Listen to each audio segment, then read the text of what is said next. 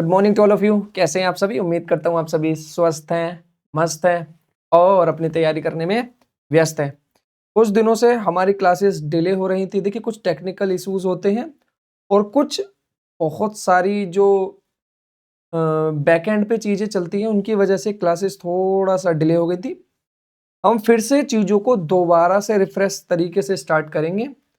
हमने पिछली क्लासेस में टेंस के बारे में पढ़ा था।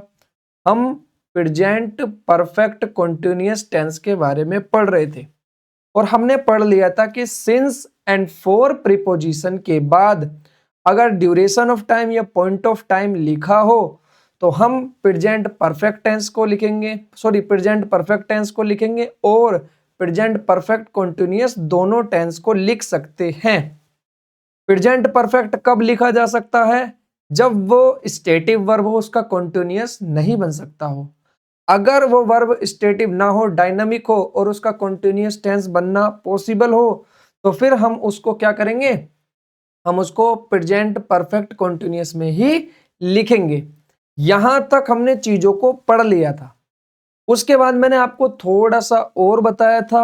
मैंने आपको बताया था कि ऐसा नहीं है कि फोर के बाद अगर ड्यूरेशन ऑफ टाइम लिखी है तो वो सिर्फ प्रेजेंट परफेक्ट या प्रेजेंट परफेक्ट कॉन्टिन्यूअस में ही लिखा जाएगा। वो इंडेफिनिट टेंसेस में भी लिखा जा सकता है, प्रेजेंट इंडेफिनिट में भी और फ्यूचर इंडेफिनिट में भी और पास्ट इंडेफिनिट में भी। लेकिन वो जो ड्यूरेशन लिखी होगी उसके साथ वो एक्शन उतने ही समय के लिए फैक्ट होगा।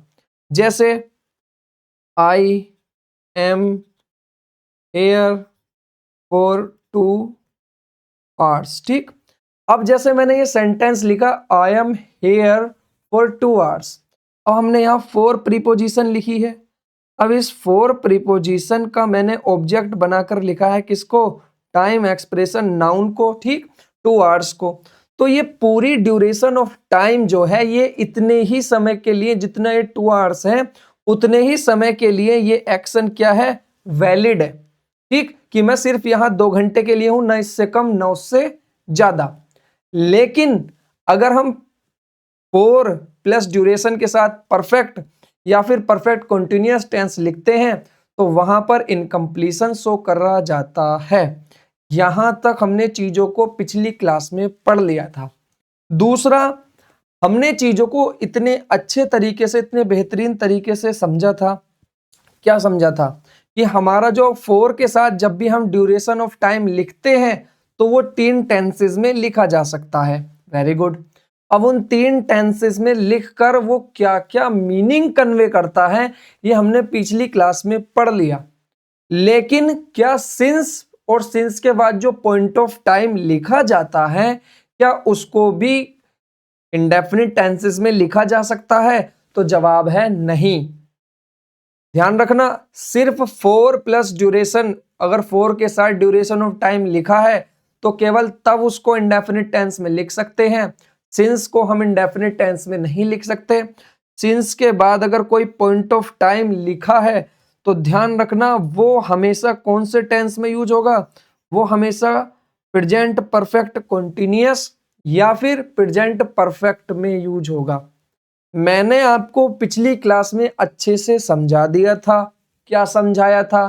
कि प्रेजेंट परफेक्ट लिख लो या प्रेजेंट परफेक्ट कॉन्टिन्यूअस लिख लो, अगर उनके साथ में पॉइंट ऑफ टाइम या ड्यूरेशन ऑफ टाइम एक्शन का मेंशन्ड है तो हमारे मीनिंग पर कोई भी बदलाव नहीं होता, मीनिंग कोई भी चेंज नहीं होता।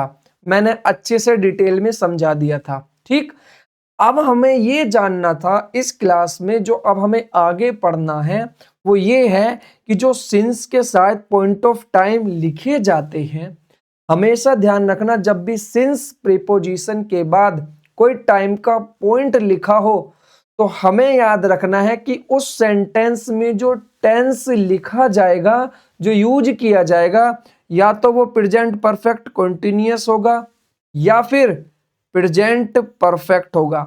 ध्यान रखना, मीनिंग में कोई चेंज नहीं होगा। अब कब प्रेजेंट परफेक्ट कॉन्टिन्यूअस लिखना है और कब प्रेजेंट परफेक्ट टेंस लिखना है ये हम अच्छे से पढ़ चुके हैं पिछली क्लासेस में। कि जब भी हमारा एक्शन को जब भी हमारी जो वर्ब होगी जो एक्शन को रिप्रेजेंट करेगी, अगर उस वर्ब को कॉन्टिन्यूअस टेंस में लिखा जा सकता है तो हम 100% क्या लिखेंगे बेटा? तो हम 100% लिखेंगे present perfect continuous. Very good. अगर उसके कॉन्टिन्यूअस टेंस पॉसिबल नहीं है तो फिर हम उस वर्ब को लिखेंगे किसमें? प्रेजेंट परफेक्ट में। इतना समझ आया कि नहीं आया? ये पिछली ही क्लास का डिस्कशन था, लेकिन इससे थोड़ा सा आगे हम आज सीखने वाले हैं।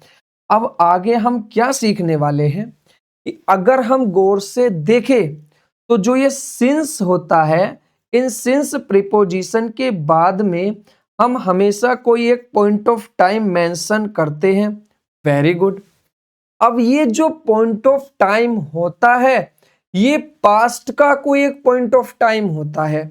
हमेशा ध्यान रखना क्या कि सिंस के बाद हमने एक टाइम का पॉइंट लिखा। Very good.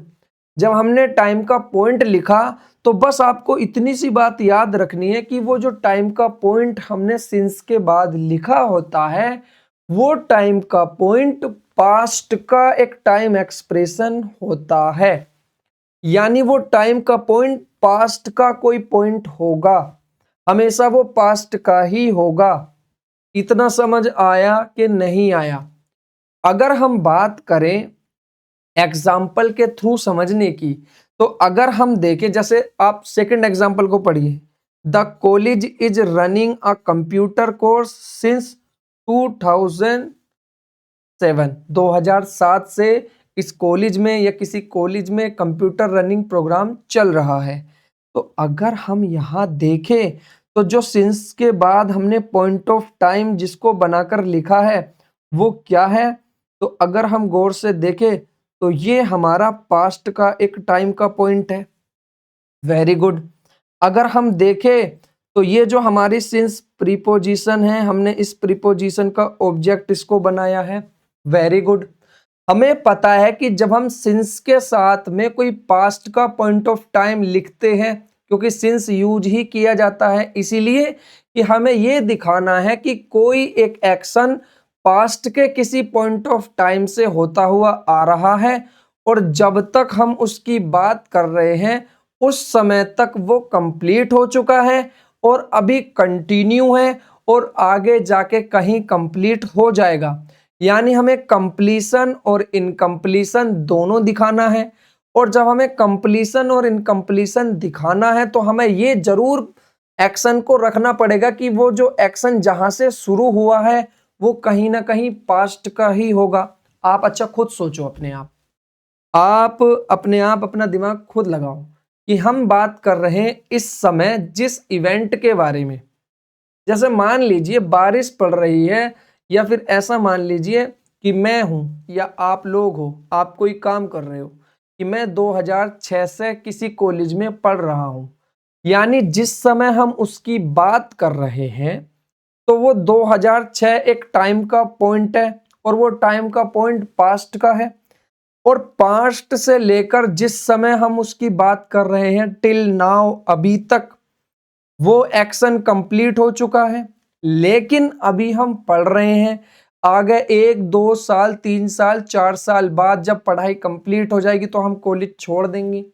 यानी जितना ड्यूरेशन ऑफ टाइम कंप्लीट है और अभी कुछ थोड़ा ड्यूरेशन ऑफ टाइम क्या है, इनकम्प्लीट है।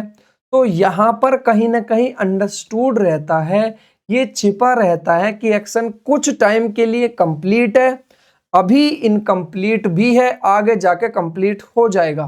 तो उसके लिए हमें कंप्लीट और इनकम्प्लीट जो दोनों को रिप्रेजेंट कर दे, हम उस टेंस को लिखते हैं। अब जो कंप्लीट और इनकम्प्लीट दोनों को बताता है वो कौन सा टेंस होता है? वो हमारा टेंस होता है परफेक्ट कॉन्टिन्यूअस। हम यहाँ प्रेजेंट की बात कर रहे हैं तो हम लिखेंगे यहाँ प्रेजेंट परफेक्ट कॉन्टिन्यूअस।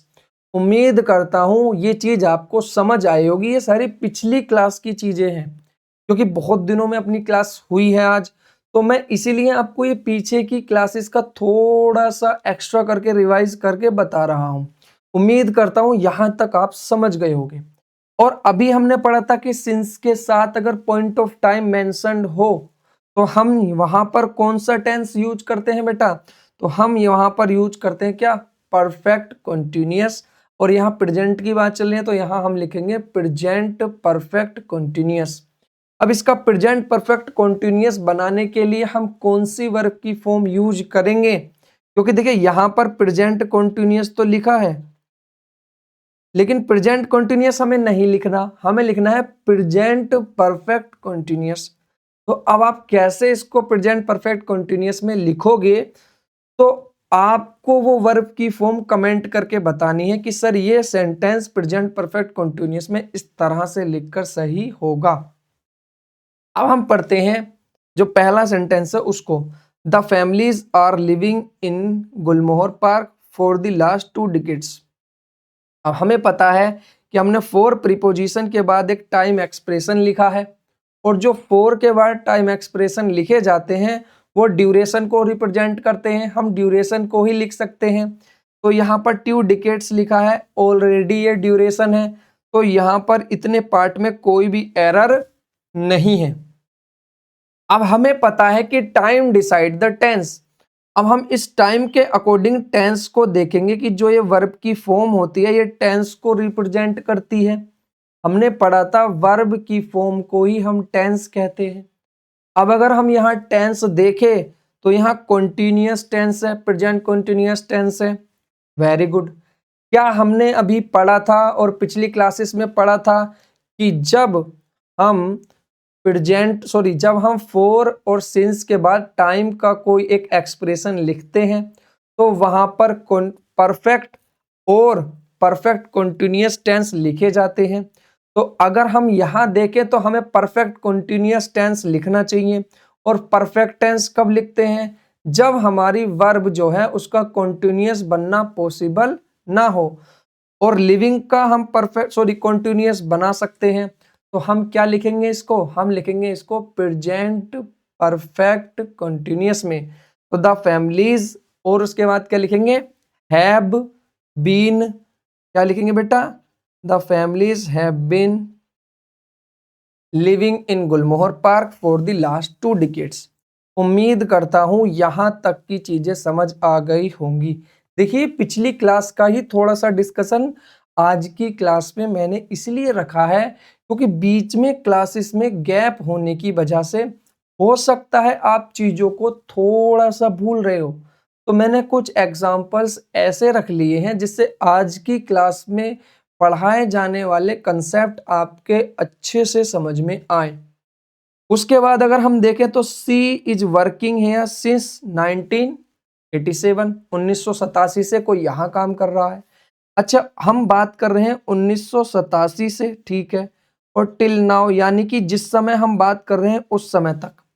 अब अगर हम देखें तो इतना ये एक्शन हमारा क्या है बेटा? ये इतना एक्शन हमारा कंप्लीट है। लेकिन अभी क्या कंप्लीट पूरा हो गया है? नहीं, अभी ये इतना क्या है बेटा? अभी ये इतना इनकम्प्लीट भी है। तो जब ये इतना अभी इनकम्प्लीट है तो हमें कंप्लीट और इनकम्प्लीट दोनों दिखाना है। जब कंप्लीट और इनकम्प्लीट दोनों दिखाना है तो हमें वो टेंस यूज करना पड़ेगा जो कंप्लीशन और इनकम्प्लीशन दोनों को दिखाता हो। और कंप्लीशन और इनकम्प्लीशन दोनों को कौन दिखाता है? तो परफेक्ट कॉन्टिन्यूअस टेंसेस। और यहाँ प्रेजेंट की बात चल रही है तो यहाँ लिखेंगे present perfect continuous tenses. Very good. ये था पिछली क्लास के कंसेप्ट के अकॉर्डिंग। आज हमें जो सीखना है वो ये सीखना है कि सिंस के बाद लिखा गया टाइम का पॉइंट हमेशा पास्ट का होता है। जब भी हम बात करते हैं सिंस के साथ किसी लिखे गए टाइम पॉइंट की तो ध्यान रखना वो हमेशा क्या होगा? एक पास्ट का टाइम पॉइंट होगा। हम जहां हैं उससे पीछे का वो एक टाइम पॉइंट होगा। ध्यान रखना ये बात कि सिंस के साथ लिखे गए टाइम के पॉइंट हमेशा पास्ट के होते हैं। ठीक, पास्ट से लेकर अब तक जिस समय हम उसकी बात कर रहे हैं वो कंप्लीट होते हैं, आगे इनकम्प्लीट होते हैं, तभी तो कंप्लीट और इनकम्प्लीट दोनों दिख जाते हैं इसके थ्रू। और जब कंप्लीट और इनकम्प्लीट दोनों हमें दिखाने हो तो हम कौन सा टेंस यूज करते हैं आपको अच्छे से पता है। उम्मीद करता हूं यहां तक भी चीजें समझ आ गई होंगी। अब यहां हमें लिखना पड़ेगा she has been working here since इतना इतना इतना। तो हमने आज क्या सीखा कि सिंस के बाद टाइम का पॉइंट तो लिखा जाता है, वेरी गुड। और सिंस के बाद और फॉर के बाद जब कोई टाइम एक्सप्रेशन लिखा हो तो हम दो तरह के टेंसेस यूज करते हैं, एक तो प्रेजेंट परफेक्ट कंटिन्यूअस, या फिर क्या यूज करते हैं हम बेटा, या फिर हम यूज करते हैं क्या, प्रेजेंट परफेक्ट। प्रेजेंट परफेक्ट हम तब यूज करते हैं जब हमारी वर्ब का कॉन्टिन्यूअस टेंस बनना पॉसिबल नहीं हो, तो हम प्रेजेंट परफेक्ट यूज कर लेते हैं मजबूरी में, वरना हमेशा प्रेजेंट परफेक्ट कॉन्टिन्यूअस ही लिखेंगे। और कभी कभी ऐसा होता है कि फॉर के साथ जो ड्यूरेशन ऑफ टाइम लिख देते हैं वो इंडेफिनिट टेंस में भी लिखी जाती है, लेकिन वहां पर उसका मीनिंग कुछ और होता है। वहां पर कंप्लीट और इनकम्प्लीट हम दोनों तरह के एक्शन को नहीं दिखाते, वहां पर वो एक्शन उतने टाइम के लिए एक फैक्ट बन जाता है। जैसे कोई कार मेरे पास 3 साल के लिए है, I have this car for 3 years, तो यहाँ कंप्लीशन और इनकम्प्लीशन नहीं दिखा रहे।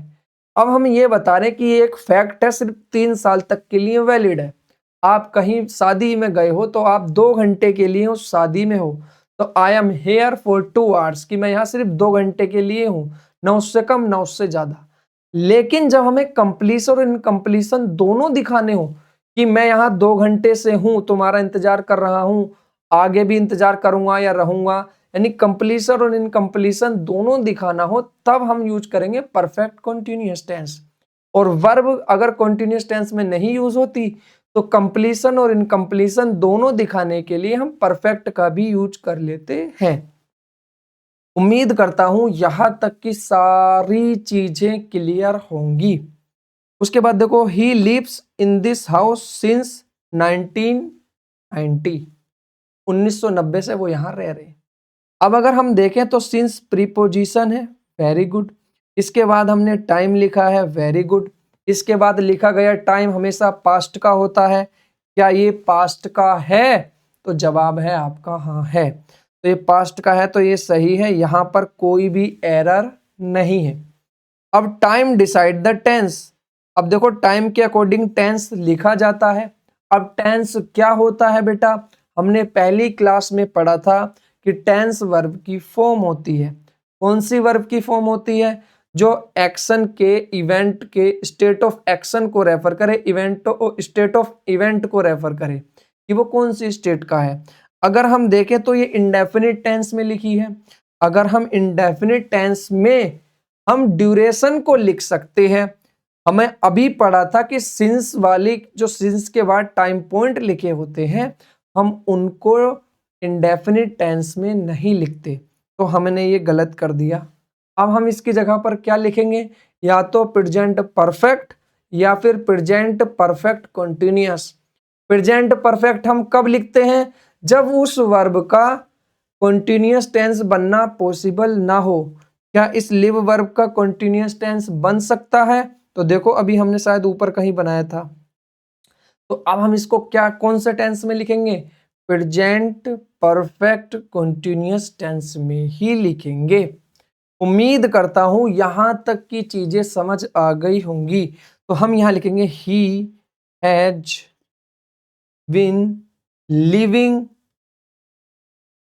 इन दिस हाउस सिंस 1990, कि वो यहां पर कितने दिनों से रह रहे हैं, यहां पर वो रह रहे हैं, सॉरी कितने दिनों से नहीं, यानी कब से रह रहे हैं, हम ये उसको दिखा रहे हैं। और जब तक हम उसकी बात करें, जब तक की ड्यूरेशन कंप्लीट है उतने समय के लिए अभी वो वही है, 1 साल रहे, 1 दिन रहे, चाहे 1 मिनट ही रहे, लेकिन जिस समय हम उसकी बात कर रहे हैं उस समय तक वो वही है। आगे भी वो एक्शन जाएगा, चाहे 1 सेकंड के लिए ही जाए, 2 सेकंड के लिए, 3 सेकंड के लिए, 4 सेकंड के, चाहे 10 साल के लिए। तो यहाँ कंप्लीट और इनकम्प्लीट दोनों का मीनिंग इन्वॉल्व है, तो इसीलिए हमें वो टेंस यूज करना पड़ेगा जो कंप्लीशन और इनकम्प्लीशन दोनों को बता। उम्मीद करता हूं यहां तक की सारी चीजें क्लियर हो गई होंगी। और पिछली क्लास का भी थोड़ा सा नहीं, सारा रिवाइज हो गया होगा। नया हमने एक पॉइंट सीखा था कि सिंस के बाद लिखे गए टाइम एक्सप्रेशन हमेशा पास्ट के ही होते हैं, क्योंकि अगर वो पास्ट के नहीं होंगे तो कंप्लीट और इनकम्प्लीट का मीनिंग ही कन्वे नहीं होगा। और हम सिंस के बाद जब टाइम का पॉइंट लिखते हैं तो उसको हम केवल दो टेंस में ही यूज कर सकते हैं, या तो प्रेजेंट परफेक्ट कंटिन्यूअस या फिर प्रेजेंट परफेक्ट। हम सिंस के बाद जब कोई पॉइंट ऑफ टाइम लिखते हैं तो हम उस एक्शन को फिर इंडेफिनिट टेंस में नहीं लिख सकते। उम्मीद करता हूं यहां तक की सारी चीजें समझ आ गई होंगी। अब हमने ये पढ़ लिया कि सिंस के बाद लिखा गया टाइम का पॉइंट हमेशा एक पास्ट का टाइम का पॉइंट होता है। Very good. सिंस के साथ अगर जब भी हम कोई टाइम का पॉइंट लिखा देखे तो हमें या तो प्रेजेंट परफेक्ट कंटीन्यूअस या प्रेजेंट परफेक्ट लिखना है। अब कब हमें प्रेजेंट परफेक्ट लिखना है और कब हमें प्रेजेंट परफेक्ट कंटीन्यूअस लिखना है, ये हमने अभी तक पढ़ लिया कि वर्ब का कंटीन्यूअस टेंस बनना पॉसिबल है तो साफ प्रेजेंट परफेक्ट कंटीन्यूअस में ही लिखो, और अगर वर्ब का प्रेजेंट परफेक्ट कंटीन्यूअस बनना पॉसिबल नहीं है तो फिर हमारी मजबूरी है, हम उसे प्रेजेंट परफेक्ट में ही लिखेंगे। लेकिन लेकिन लेकिन लेकिन ये एक जर्नलाइज्ड स्टेटमेंट है। एक सिचुएशन ऐसी भी होती है तब हमें अगर वर्ब कॉन्टिन्यूअस टेंस में यूज हो भी जाती है उसके बावजूद भी हमें उस वर्ब को प्रेजेंट परफेक्ट में ही लिखना पड़ेगा।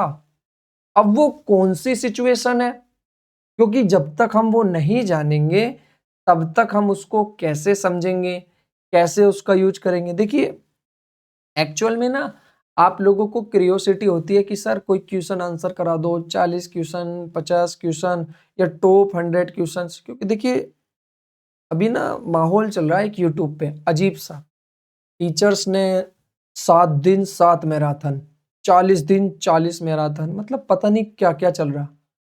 ठीक है, कंसेप्ट पूरा निचोड़ ये बेटा काम आते हैं, लेकिन उनके नहीं जो अभी तैयारी शुरू कर रहे हैं, उनके नहीं जो अभी प्रिपरेशन के बीच में है।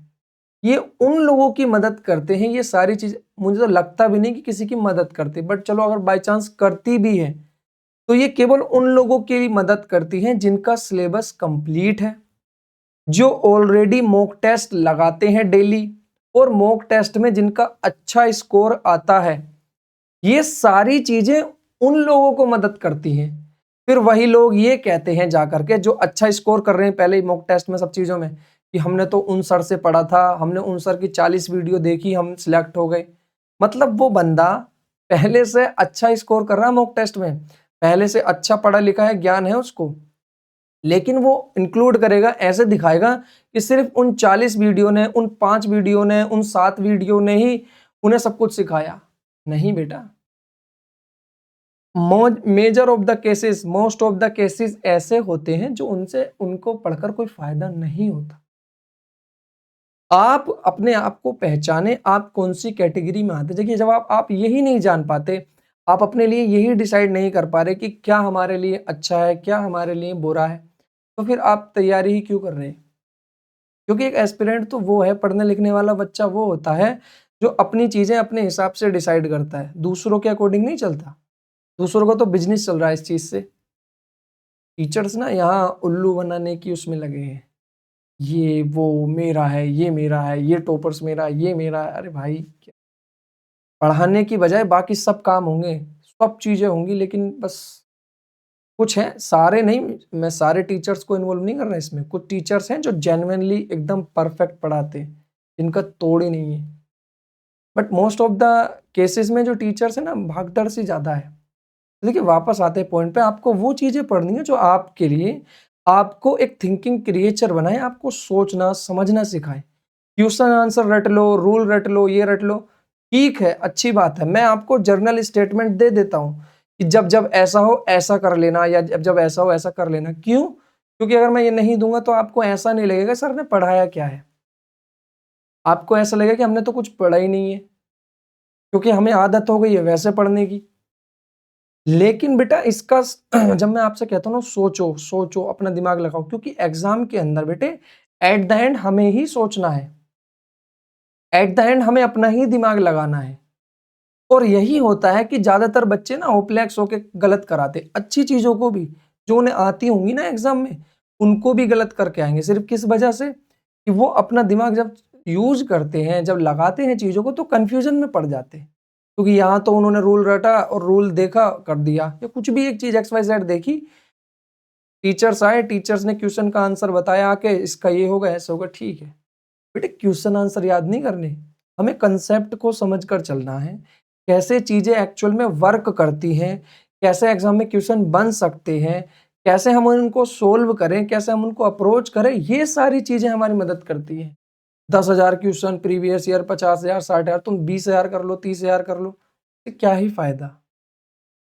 इतने सारे 20, मैं आपको आऊं यूट्यूब चैनल पे, मैं आपसे कहूँ 20,000 क्वेश्चन है, इनमें से आएगा, लेकिन एक दूसरा टीचर वहीं कहे 200 में से ये आएगा, तो आप खुद सोचो कि क्या आपके लिए बेहतर है, आपको 2,000 में से चुनना है या 200 में से चुनना है। देखिए एट द एंड एग्जाम के टाइम पे आकर रिवाइज करना सारी चीजों को बहुत मुश्किल हो जाता। आप अपने आसपास लाइब्रेरी में जब नजरें उठा के देखोगे ना, तो आधे बच्चों से पूछोगे तो पता यही बोलेंगे, मेरा कोर्स कंप्लीट नहीं है, 4 चैप्टर कंप्लीट नहीं है, ये नहीं है, वो नहीं है, रिवाइज नहीं करा मैंने। यही वजह होती है कि लोग 3-3, 4-4 साल पढ़ने के बाद भी उनके सिलेबस कंप्लीट नहीं होते। क्यों? क्योंकि उन्होंने इतना बड़ा बड़ा पढ़ लिया, 100 क्लास है, 150 क्लास है, एक एक चैप्टर को एक एक महीना पढ़ ही रहे हैं, उससे फायदा नहीं होता बेटा। इफेक्टिव लर्निंग फायदा करती है हमेशा। वापस हम अपने पॉइंट पे आते हैं। हमें पता है कि जब हम फोर के साथ ड्यूरेशन ऑफ टाइम लिखते हैं तो 3 टेंस लिख सकते हैं, इंडेफिनिट, परफेक्ट कंटिन्यूअस और परफेक्ट। इंडेफिनिट टेंस में लिखेंगे तो वो एक्शन उतनी ही ड्यूरेशन के लिए वैलिड होगा, उससे कम ना उससे ज्यादा। और अगर परफेक्ट कंटिन्यूअस में लिखेंगे और परफेक्ट में लिखेंगे, यानी प्रेजेंट परफेक्ट में लिखेंगे या प्रेजेंट परफेक्ट कंटिन्यूअस में लिखेंगे, तो वो एक्शन कंप्लीशन और इनकम्प्लीशन दोनों को दिखाएगा। अगर हमारे एक्शन की वर्ब कंटिन्यूअस में यूज हो सकती है तो प्रेजेंट कंटिन्यूअस में लिखो, नहीं यूज हो सकती तो प्रेजेंट परफेक्ट में लिखो। फिर हमने सिंस के साथ पढ़ा कि जो सिंस के साथ में हम पॉइंट ऑफ टाइम लिखते हैं, मेंशन करते हैं, वो पॉइंट ऑफ टाइम एक पास्ट का पॉइंट ऑफ टाइम होता है। Very good. अब जब वो पास्ट का पॉइंट ऑफ टाइम होता है तो जिस समय हम बात कर रहे हैं उस समय तक वो कंप्लीशन में होता है, और आगे वो इनकम्प्लीशन को भी शो करता है क्योंकि अभी वो कंटिन्यू है। Very good. अब कंप्लीशन और इनकम्प्लीशन ही दिखाएगा, तो हमें कंप्लीशन और इनकम्प्लीशन दोनों को दिखाने वाले जितने टेंसेस होंगे हम सिर्फ उनको ही यूज कर सकते हैं, इसमें ना हम कॉन्टिन्यूअस ना हम इंडेफिनिट यूज कर सकते हैं। तो यही मैंने आपसे कहा कि सिंस के साथ जब टाइम का पॉइंट लिखा हो तो हम उसके लिए केवल 2 टेंसेस यूज कर सकते हैं, एक प्रेजेंट परफेक्ट कंटिन्यूअस और दूसरा प्रेजेंट परफेक्ट। अब पिछला वाला जो कंसेप्ट है वो यहां भी लगेगा कि वर्ब का कंटिन्यूअस टेंस बन सकता है तो हम प्रेजेंट परफेक्ट कंटिन्यूअस लिखेंगे, अगर नहीं बन सकता तो हम प्रेजेंट परफेक्ट लिखेंगे। लेकिन लेकिन लेकिन लेकिन यहां पर एक चीज और मायने रखती है। क्या है वो? कि अगर वर्ब का कंटिन्यूअस भी बन जाता हो उसके बावजूद भी हमें प्रेजेंट परफेक्ट में लिखना पड़ता है। वो कौन सा केस होता है? तो वो एक पर्टिकुलर केस होता है कि जब हम एक्शन के साथ एक्शन का रिजल्ट मेंशन कर दें। क्या? जब हम एक्शन के साथ उसका रिजल्ट मेंशन कर दें तो तब हमारी वर्ब अगर कंटिन्यूअस टेंस में भी यूज हो जाती हो उसके बावजूद भी हमें प्रेजेंट परफेक्ट ही लिखना पड़ेगा। अब कहोगे सर समझ नहीं आया, थोड़ा सा ऊपर से चला गया। Very good. आइए मैं आपको समझाता हूं एग्जाम्पल के थ्रू। जैसे मैंने अभी पढ़ाया था कि जो हमारी सिंस होती है ये प्रीपोजिशन होती है। Very good. और इसके बाद लिखा गया जो पॉइंट के टाइम होते हैं वो पॉइंट ऑफ टाइम पास्ट के होते हैं। Very good. और हम इसके लिए सेंटेंस में यूज करते हैं क्या? हम सेंटेंस में यूज करते हैं प्रेजेंट परफेक्ट या present perfect continuous. Present perfect कब यूज करते हैं? जब उस वर्ब का कंटिन्यूअस टेंस बनना पॉसिबल ना हो। अगर हम यहाँ वर्ब का देखें, रिटन वर्ब जो है हमारी लिखना, जो ये लिखना एक्टिविटी है रिटन वर्ब है, क्या हम इस रिटन का जो ये थर्ड फॉर्म है इसको आईएनजी फॉर्म में लिख सकते हैं, कॉन्टिन्यूअस में लिख सकते हैं? हाँ, लिख सकते हैं। तो जब हम इसको कॉन्टिन्यूअस टेंस में लिख सकते हैं तो अब ये प्रेजेंट परफेक्ट गलत हो जाएगा और हम इसको लिखेंगे किसमें? प्रेजेंट परफेक्ट कॉन्टिन्यूअस में। तो लिखेंगे ही हैज बीन राइटिंग क्या? Poems since school days. और ये हो गया हमारा सेंटेंस सही। अब नीचे वाले में आओ। अगर हम बात करें तो उसमें we have been living having this car since my childhood. अब अगर हम यहाँ सिंस देखें तो सिंस यहाँ प्रीपोजिशन है, वेरी गुड। अब इस प्रीपोजिशन के बाद हमने एक टाइम का पॉइंट लिखा है माई चाइल्डहुड, तो ये माई चाइल्डहुड हम पास्ट के टाइम के पॉइंट को रेफर कर रहा है, वेरी गुड। अगर पास्ट के टाइम को रेफर कर रहा है तो यहाँ पर प्रेजेंट परफेक्ट कॉन्टिन्यूअस या फिर प्रेजेंट परफेक्ट लिखते हैं। कॉन्टिन्यूअस तब जब उस वर्ब का कॉन्टिन्यूअस बन जाता है और परफेक्ट तब जब उसका कॉन्टिन्यूअस टेंस नहीं बनता। तो हमें पता है जो ये हैव वर्ब होती है ये पोजीशन को शो करती है, इसका कॉन्टिन्यूअस टेंस नहीं बनता, तो ये प्रेजेंट परफेक्ट कॉन्टिन्यूअस में नहीं लिखी जाएगी। तो अब हमारी मजबूरी है इसको प्रेजेंट परफेक्ट में लिखना। तो हम यहाँ लिखेंगे we have had this car since my childhood. और ये हमारा सेंटेंस हो गया सही। उम्मीद करता हूं यहां तक की सारी चीजें क्लियर होंगी। फिर मैंने लिखा सिंस मॉर्निंग। अब जैसा कि आपने पता है सिंस एक प्रीपोजिशन है, वेरी गुड।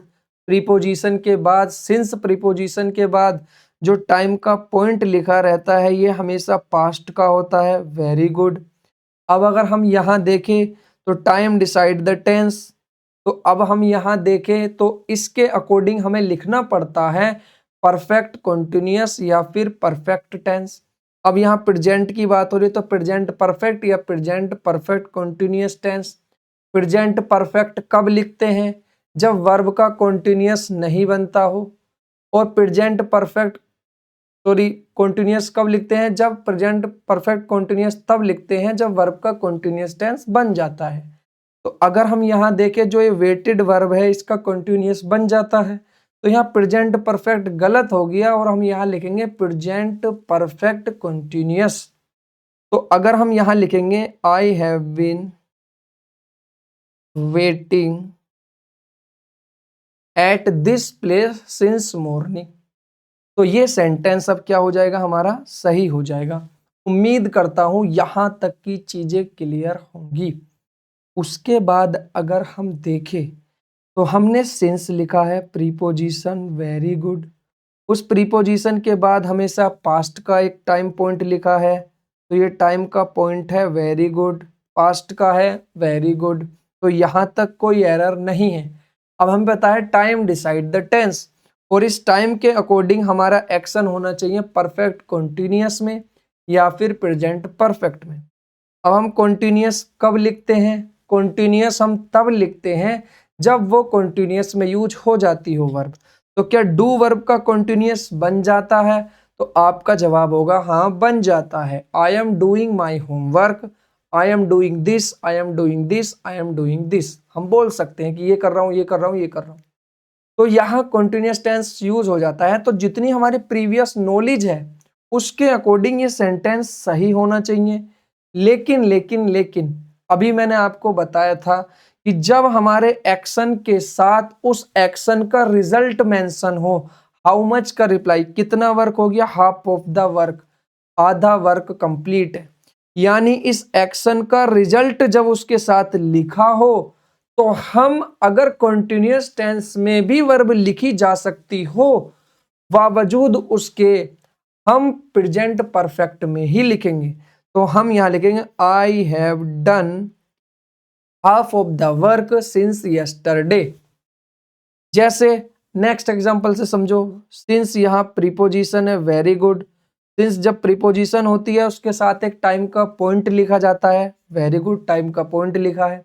ये टाइम का पॉइंट हमेशा एक पास्ट का टाइम का पॉइंट होता है, वेरी गुड, हमने पास्ट का मान लिया। अब ये जब फ्रेज लिखी हो सिंस के साथ पॉइंट ऑफ टाइम, तो हम वहां पर दो टेंस यूज कर सकते हैं, प्रेजेंट परफेक्ट कंटिन्यूअस या फिर प्रेजेंट परफेक्ट। हमें पता है कि हमारी वर्ब अगर कंटिन्यूअस उसका बन सकता है तो हम प्रायोरिटी देते हैं सबसे पहले कि हमें लिखना ही लिखना है कंटिन्यूअस में। अगर वर्ब बन ही नहीं, उसका कंटिन्यूअस बन ही नहीं सकता, तो हम कंटिन्यूअस लिख कैसे दें? तो फिर हम इसे लिखते हैं प्रेजेंट परफेक्ट में।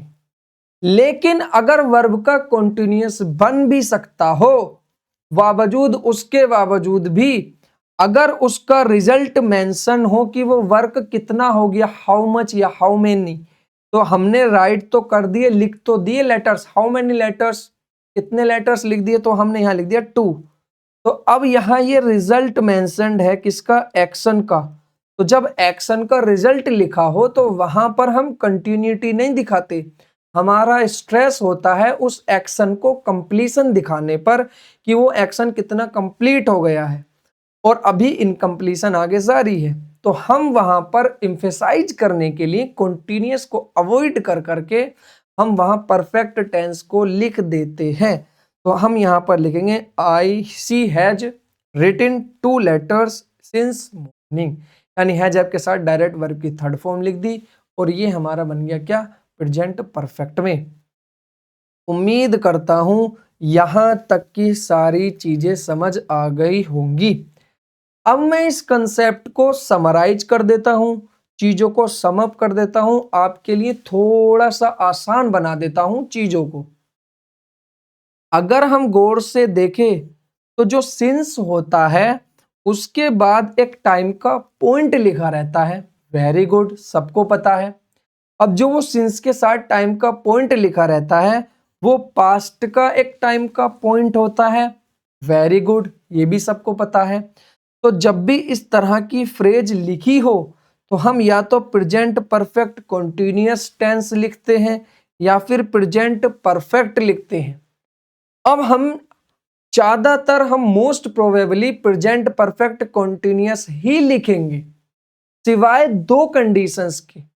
अगर main verb is a stative verb, कि जो मेन वर्ब है अगर वो स्टेटिव वर्ब है उसका कंटिन्यूअस टेंस नहीं बन सकता, तो हमारी मजबूरी है कि हम उसको प्रेजेंट परफेक्ट में ही लिखें। लेकिन अगर उसका कंटिन्यूअस बन सकता है तो हम यहां कंटिन्यूअस में ही लिखेंगे। दूसरी कंडीशन, अगर कंटिन्यूअस बन भी सकता है और रिजल्ट मेंशन्ड है एक्शन का कि कितना एक्शन कंप्लीट हो चुका है, हाउ मच या हाउ मेनी, तब हम उस सेंटेंस को कंटिन्यूअस में ना लिख करके हम उसको लिखेंगे प्रेजेंट परफेक्ट में। उम्मीद करता हूं यहां तक की सारी चीजें समझ आ गई होंगी। अब हम बढ़ते हैं चीजों को सम अप करने पर। देखिए चीजें ना इतनी आसान दिखती है ना, इतनी होती नहीं है, और जितनी कठिन हमें लगती है उतनी कठिन भी नहीं होती है। कहीं ना कहीं चीजें बीच में लाई करती हैं, थोड़ा आसान थोड़ा कठिन। अब जब हम इंग्लिश को सीखने की बात करते हैं, लैंग्वेज को सीखने की बात करते हैं, तो लैंग्वेज को सीखने का मतलब ये होता है कि उसको अच्छे से समझना कि हम कहने क्या जा रहे हैं, बोलने क्या जा रहे हैं, पढ़ने क्या जा रहे हैं, जो पढ़ा है उसे जो पढ़े लिखा है उसको पढ़ करके क्या समझने जा रहे हैं, क्या एक्चुअल में हम वही समझ रहे हैं जो सामने वाले ने कहा है लिखकर या सुनकर। तो उसके लिए लैंग्वेज को एक अच्छे और एक प्रॉपर वे में पढ़ना बहुत जरूरी है। एक बार चीजों को पढ़ो और ऐसा पढ़ो कि आपको हमेशा काम आए। तो देखिए आज के सेशन को मैं यही रोकूंगा। देखिए छोटा सा सेशन में से इसलिए रखा है आज क्योंकि मैंने ना क्लासेस को बीच में थोड़ा सा डिले कर दिया था कुछ टेक्निकल इश्यूज की वजह से, और कुछ बहुत सारी चीज़ें बैक एंड पे बहुत सारी चीज़ें चलती हैं और मैं सोच रहा हूँ कि मैं इस चैनल पर एक कंप्लीट टीम लेकर के आऊँ आपके लिए। तो अगर आपको लगता है कि कोई आपके जानने वाले या आपके आस-पास कोई ऐसे हैं जो कोई एक सब्जेक्ट पर्टिकुलर पढ़ा सकते हैं बेहतरीन तरीके से, तो आपको पता है कि आपको कहाँ मैसेज करना है। मेरा नंबर आप सभी के पास, जितने भी आप देख रहे हो सभी के पास है। नहीं है तो कम्युनिटी टैब में जाएँ, वहाँ पर जो पोस्टर है उस पर मेरा नंबर है। आप मुझे बता सकते हैं, क्योंकि मैं एक पूरी टीम के साथ आना चाहता हूँ यूट्यूब पर, क्योंकि क्वालिटी कंटेंट की कमी तो खैर नहीं है यूट्यूब पर, लेकिन एक स्ट्रक्चर वे में, एक प्रॉपर तरीके से जो चीज़ें होनी चाहिए और जितनी होनी चाहिए उतनी नहीं है। या तो चीज़ें लोगों ने जो उन्हें लगता है कि जो कैची-कैची चीज़ें पकड़ लेंगे बच्चे, तेज़-तेज़ जो होते हैं ना, कि बस इनसे हमें सिलेक्शन मिल जाएगा इन बच्चों का और इनका हमारा नाम हो जाएगा, वो वाला। लेकिन जो बच्चे कहीं न कहीं पीछे रह जाते हैं, जो बच्चे बहुत पीछे हैं, उनकी वजह से जो चीज़ें रह रही हैं, तो उस चीज़ को, खामियों को पूरा करने के लिए एक पूरी टीम के साथ, और देखिए इस चीज़ में समय तो लगता है, क्योंकि मैं ही एक ऐसा इंसान हूँ जो आके बस ऐसे ही पढ़ा रहा हूँ, बट बाकी जो सर होते हैं, पूरी एक टीम होती है, उसको इकट्ठा करने में समय भी लगता है और पैसे का तो आपको पता है कि हर चीज़ में अब लगते हैं, तो उसका तो कुछ जिक्र आपसे करना भी बेकार है। बट एट द एंड आपके लिए अच्छा ही सोचा है। बैक एंड पर क्या चल रहा है उससे आप अभी कोई मतलब मत रखिए, आपको फ्रंट एंड से, फ्रंट एंड मतलब जो आपको यूट्यूब पर दिख रहा है। तो आपके लिए बेहतर चीज़ें लाएँगे, हमेशा बेहतर करने की सोची है और आगे भी बेहतर ही से भी बेहतरीन होगा। तो आज के लिए इतना रखते हैं, बाकी मैं अब चीज़ों को समाप्त कर देता हूँ, समराइज़ कर देता हूँ, बेहतर और अंडरस्टैंडिंग वे में। हमने पढ़ा था कि हमें प्रेज़ेंट परफेक्ट कंटीन्यूअस टेंस कब यूज़ करना है। Very good. तो हमने पढ़ लिया था कि जब भी सिंस और फॉर प्रीपोजिशन के बाद कोई टाइम का एक्सप्रेशन लिख दें, तब हम प्रेज़ेंट परफेक्ट कंटीन्यूअस टेंस लिख सकते हैं। लेकिन कुछ वर्ब ऐसी होती हैं जिनका कंटीन्यूअस टेंस बनता ही नहीं है, तो हमारी मजबूरी होती है कि हम उनको परफेक्ट में लिख दें। परफेक्ट में लिखने के बाद उनका मीनिंग वही रहता है जो कंटीन्यूअस में होगा। मीनिंग पे कोई भी प्रभाव नहीं पड़ता, ये मैंने आपको पिछली क्लासेस में समझा दिया था डिटेल में। अगर आपने को नहीं ध्यान है तो एक बार रिवाइज कर सकते हैं जा करके। Very good. उसके बाद मैंने ये बताया था कि एक एक्सेप्शन भी है। एक्सेप्शन ही क्या, एक जो आपको लगता है एक पूरा वैलिड रीजन है इसका, कि अगर ड्यूरेशन ऑफ टाइम कहीं लिखी है, और ड्यूरेशन हम किसके साथ लिखते हैं, फॉर प्रीपोजिशन के बाद। अगर ड्यूरेशन ऑफ टाइम लिखा है तो उसको इंडेफिनिट टेंस में भी लिखते हैं, लेकिन वहां कंप्लीशन और इनकम्प्लीशन नहीं रह जाता, फिर वहां वो एक्शन उतनी ड्यूरेशन के लिए फैक्ट बन जाता है। Very good. अब आपका सवाल उठेगा, क्या हम सिंस के साथ जो टाइम का पॉइंट लिखते हैं, वो टाइम के पॉइंट को क्या हम इंडेफिनिट टेंस में लिख सकते हैं? जवाब है नहीं। सिंस के साथ लिखा गया टाइम का पॉइंट अगर पूरी फ्रेज बन गया, तो फिर हम यहाँ तो परफेक्ट यूज करेंगे या परफेक्ट कंटिन्यूअस यूज करेंगे। कब परफेक्ट यूज करेंगे, कब परफेक्ट कंटिन्यूअस यूज करेंगे? अगर वर्ब हमारी मेन वर्ब जो है वो स्टेटिव हो, मतलब कंटिन्यूअस उसका बन ही नहीं सकता, तब हम परफेक्ट यूज करेंगे। अगर एक्शन का जो रिजल्ट है वो उसके साथ लिखा है, मेंशन्ड है कि कितना एक्शन कंप्लीट हो चुका है, हाउ मच वर्क डन है, तो कितना हाफ है, 1/4 है, कितना है। लेटर्स लिख दिए तो कितने लिख दिए, 3 लिख दिए, 4 लिख दिए। तो जब एक्शन का रिजल्ट एक्शन के साथ लिख दिया तो हमारी मजबूरी है कि हम उसे कॉन्टिन्यूस में नहीं लिखेंगे, अब हम उसको लिखेंगे परफेक्ट में ही। Very good. अन्यथा हमेशा हम कहाँ लिखेंगे? प्रेजेंट परफेक्ट कॉन्टिन्यूस में। उम्मीद करता हूँ यहाँ तक की सारी चीज़ें क्लियर होंगी। आज से रेगुलर क्लासेस आपकी आएंगी, चलेंगी। बाकी हंसते रहें, मुस्कुराते रहें और बाय बाय, टेक केयर, ख्याल रखना, दुआओं में मिलते हैं नेक्स्ट सेशन।